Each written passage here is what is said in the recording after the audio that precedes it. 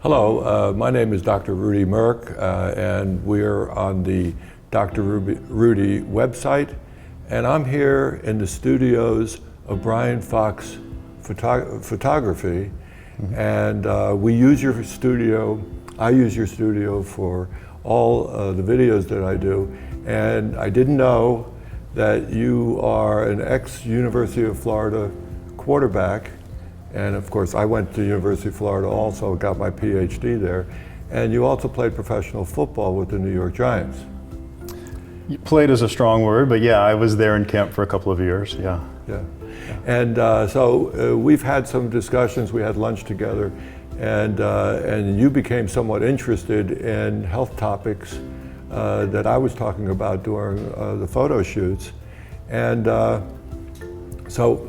you know, let's have a short discussion about things that might have impacted your life. As far as impacted for a football player is a big word, I know. And also about what you've seen as far as, you know, injuries, long-term health effects, etc. Now, I do want to say that this discussion is not about ganging up on any organization, NFL or anything else. I think it's a great organization, and you were part of it for a while. And so maybe we could just talk a little bit about that. Sure, that sounds great. So when you played football, what kind of situation did you have? Was it very stressful, psychologically stressful, and then playing in the game, and also the effects of getting hit, etc.?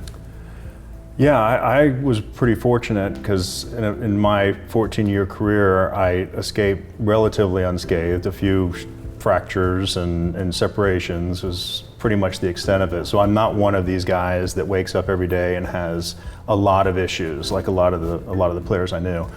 Back then, certainly diagnosing things like head injuries were done much differently. You didn't have the same concussion protocols that you have today. So back then they would pretty much hold up two fingers in front of your face, and if you couldn't count them, then they said, well, he got his bell rung, and then you were back in, you know, 2 plays later.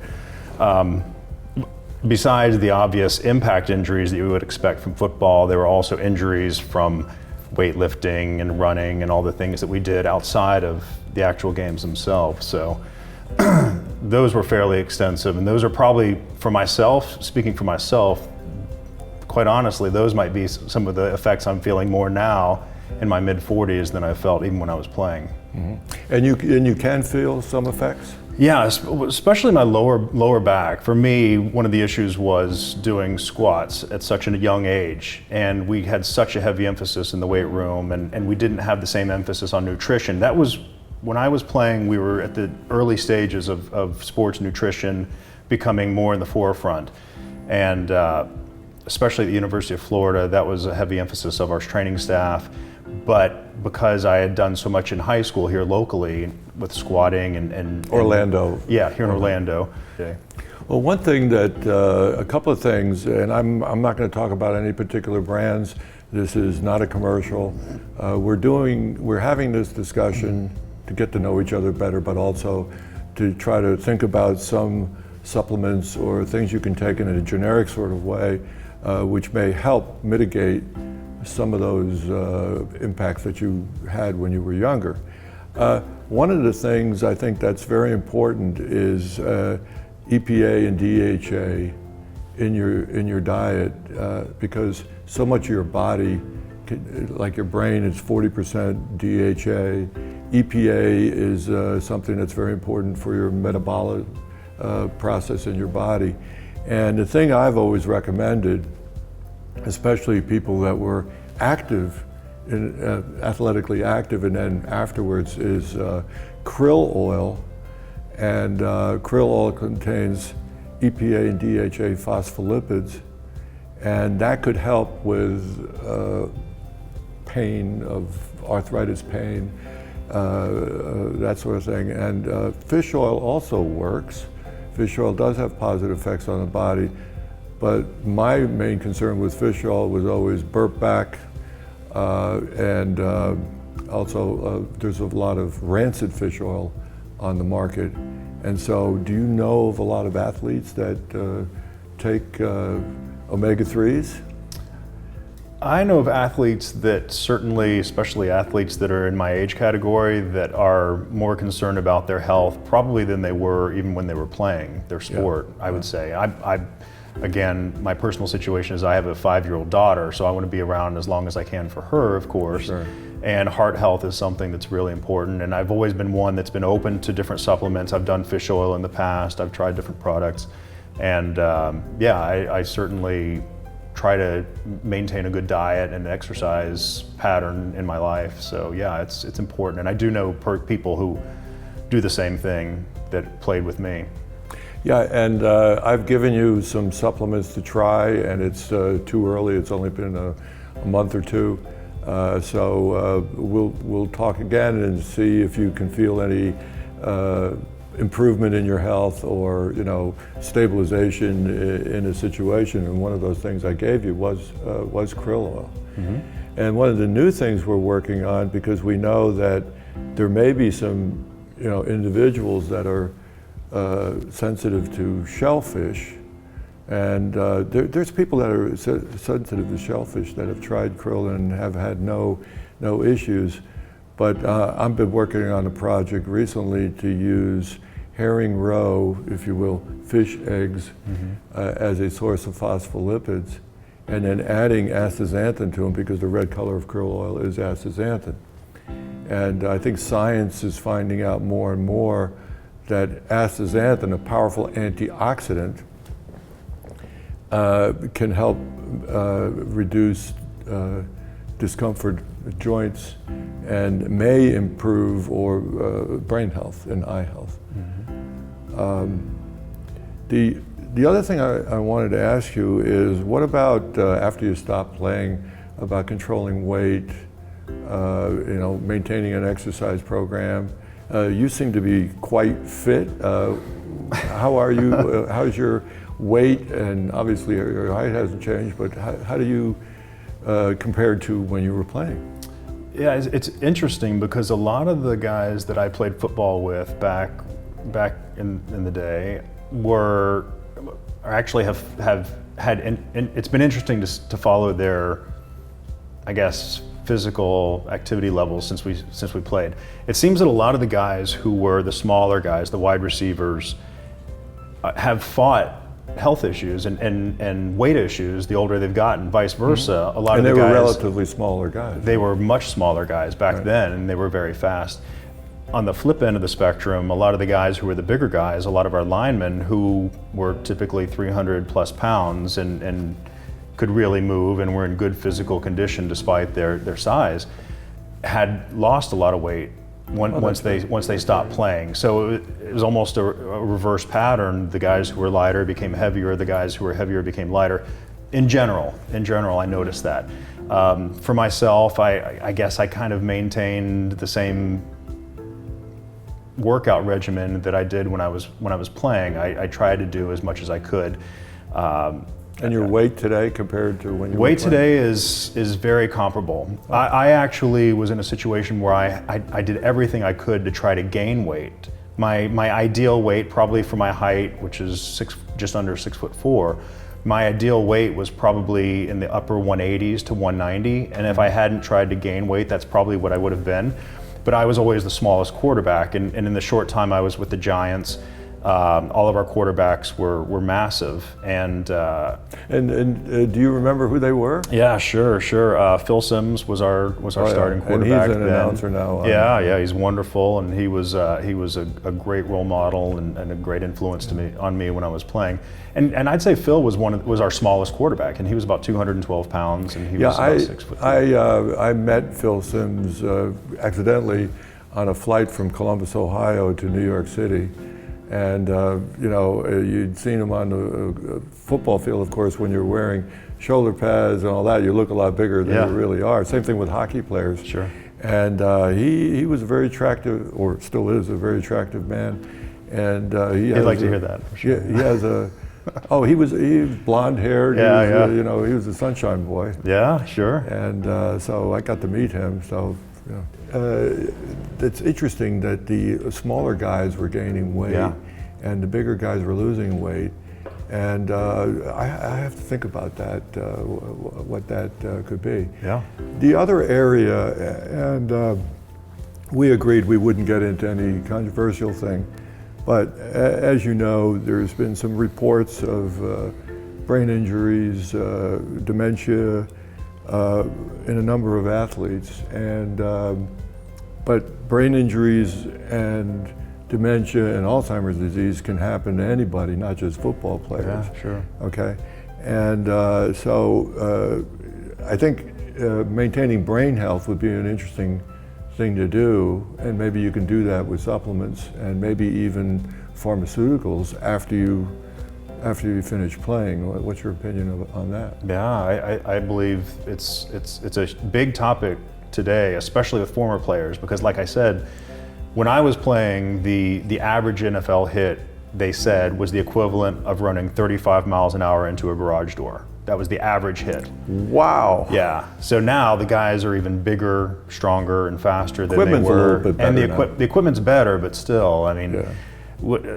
playing the position that I played at quarterback, you do have not only the impact from the person hitting you full speed, but then you've got the impact of hitting the ground, your head jarring back, your head hitting the ground. So I, again, was pretty fortunate because I don't recall being concussed and being diagnosed with a concussion or having to come out of the game even because of a hard hit to my head.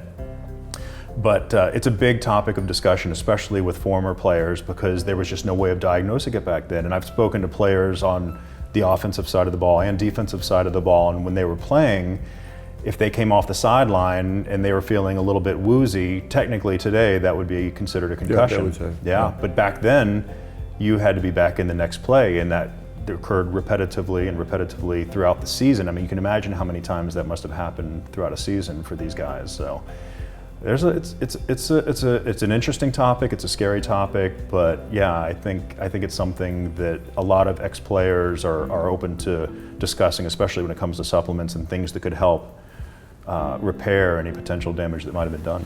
Yeah, the thing that I think would be very, very helpful, and I have, and we're just talking about this generically, so I'm not recommending any brands, and I'm exercising my First Amendment rights of having an opinion, and that is that I think astaxanthin would be very, very good for anyone, but especially athletes at 2 to 4 milligrams a day, because it crosses the blood-brain barrier.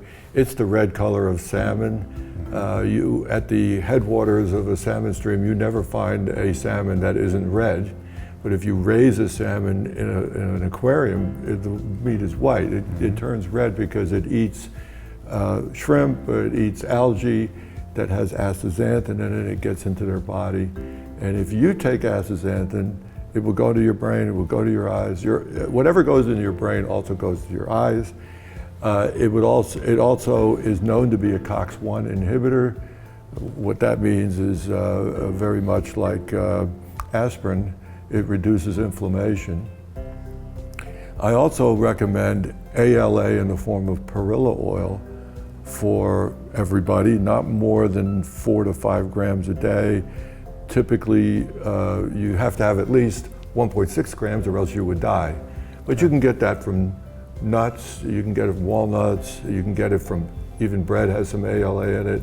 A lot of grains have ALA in them, but I recommend that you take at least, say, 200 to 400 milligrams extra a day, and it reduces chronic inflammation. Long-term chronic inflammation is the cause of many diseases. Now, a lot of people say, well, mitochondrial health is the root of all diseases. Well, that's not true. Viruses can cause diseases. The other thing that can cause diseases are things like genetic propensity towards diabetes. But chronic inflammation can cause heart attack, it can cause strokes, it can cause all kinds of joint problems. And so I recommend ALA to fight chronic low-level inflammation, astaxanthin The other carotenoids, lutein and zeaxanthin, are very good too, because they reduce inflammation. I also believe that you should take antioxidants besides vitamin C, so that would be black currant powder, it would be bilberry powder.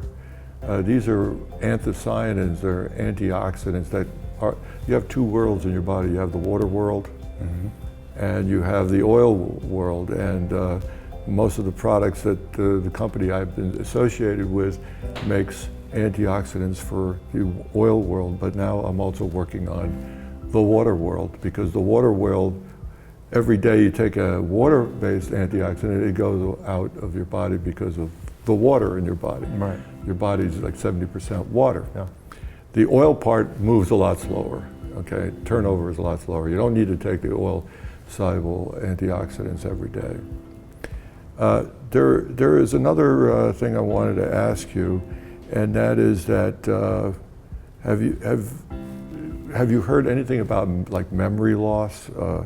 Have you had any issues with that? No, thank God, no. Yeah, other than what age might be causing, but well, yeah. also, of course, there's a lot of things that we don't want to remember, right? Yeah, exactly. Yeah, this is very true. Yeah, no, I actually have probably read and seen stories more of guys that have faced that issue from, whether it be from traumatic brain injuries or whatever it might be. I've played against some of those guys as well, so they're from my era, but I have not experienced, knock on wood, fortunately, I've not experienced. And now you're taking some supplements which you are trying out. And, yeah. One other thing that I wonder about is you were a quarterback, and do quarterbacks in later life have issues with arthritis and joint pain in their hands? No, not so much. You know, or does it actually, doing all those hand things, actually improve your chances of good health? That's a great question. Not the guys that I've spoken to. I can't say that I can point my finger, no pun intended, at any hand issues, but wrist issues potentially, because we have a natural propensity to want to put our hand down when we're falling to the ground. Yeah. So I had some similar issues, scar tissue built up in my wrist, but yeah, that's a good question. Well, you know, it is a good question because, and maybe some of our viewers can, you know, on my website we're going to have comment page, and people can certainly make comments about that, their own experience. But it's also known, surprisingly, that runners don't necessarily get more hip problems or joint problems than people that don't run at all. Especially runners that pay attention to the fact that every year you need to change your shoes, right. You know, and really important. Yeah. So the last topic I want to talk to you about is energy. And obviously in football, you got to have a lot of energy, and one of the ways you do that is psychological, the pep talk before the game. But what about sugar consumption, coffee? What do people do? Nutrition. To me, it boils down to nutrition. That was a big part of it. I had experimented with different things. I was never a coffee drinker, especially when I was playing, and I remember myself and a couple of other quarterbacks trying some of the things we had read in magazines as far as drinking coffee prior to, whether it be, we didn't want to try things before games, obviously, but before practice, maybe trying to drink some coffee and see if that boosted our energy levels. Back then, certainly, especially at the University of Florida, where Gatorade was conceived, you know, we had a lot of Gatorade at our disposal. I knew Dr. Cade. Oh, really? The guy that I think he died a couple of years ago. Yeah, great guy.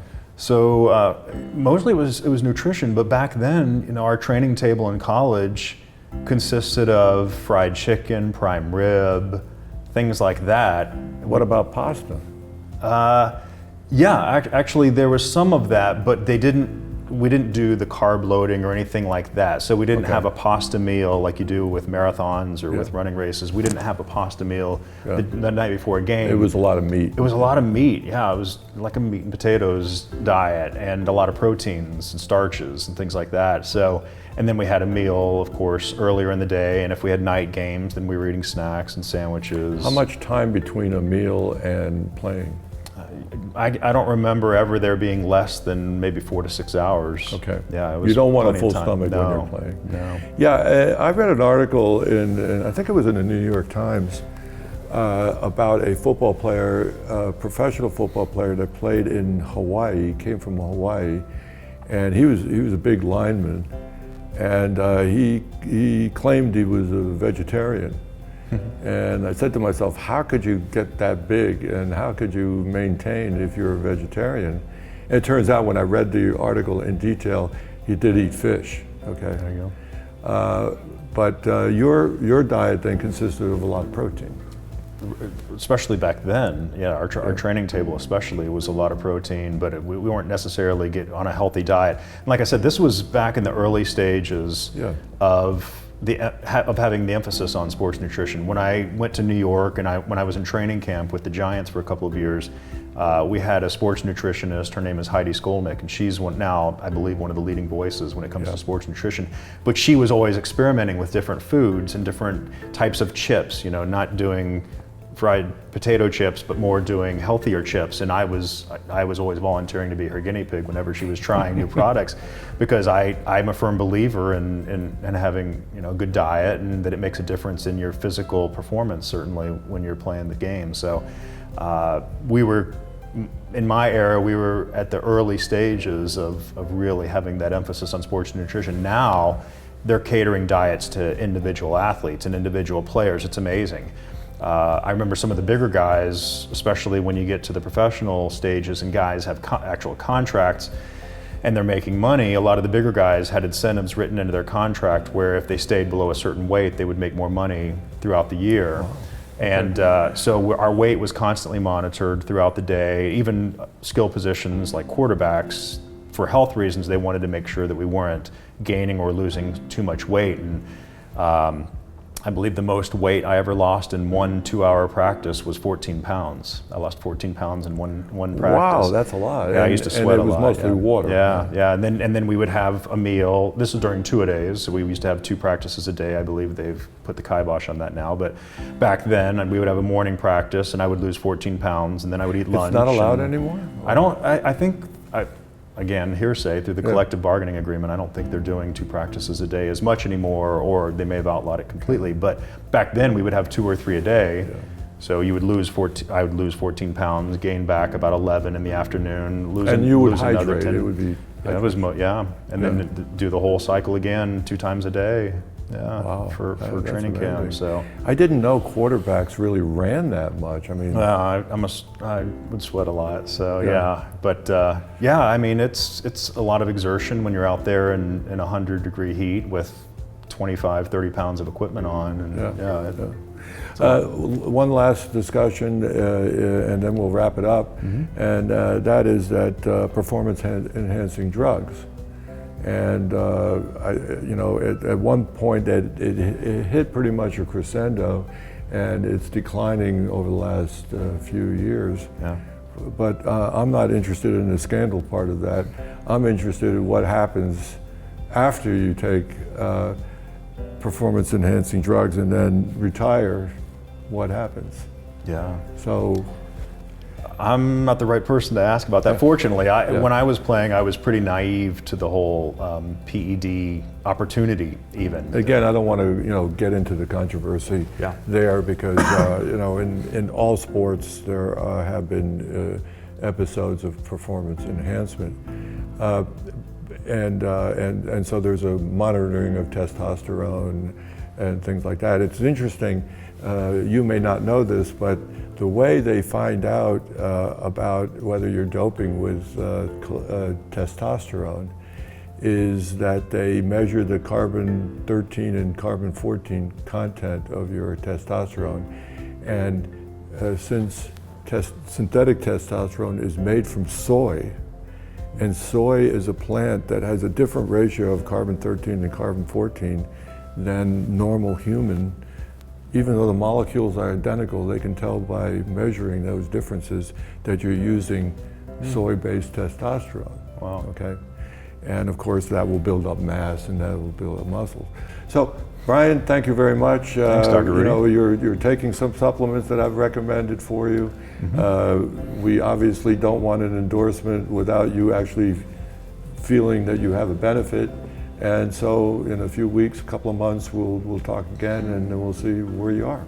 Okay? I'd like that. Sounds Pleasure great. meeting you. Thanks. Thanks, Dr. Rudy. Good luck in your photography business. Brian Fox Photography. That's correct. And yeah, thanks. good luck in your business. Thanks so much.